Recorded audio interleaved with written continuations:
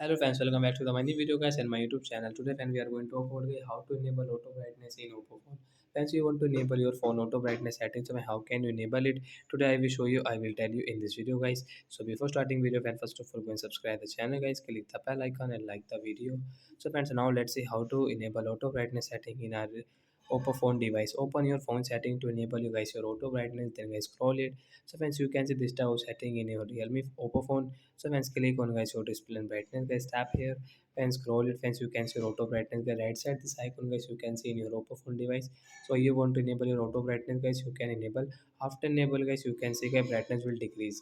Wait and watch. First of all enable, decrease. So like that guys, after enable guys auto brightness setting will work means guys, as you see guys seen, like my brightness decrease automatic because guys I am in the room guys. So by when I will go outside guys, when I will come inside, so guys my brightness will decrease and increase automatic in my Oppo phone device. So like that guys, we can enable auto brightness and we can use it. So that's it guys, thanks for watching the video, bye guys.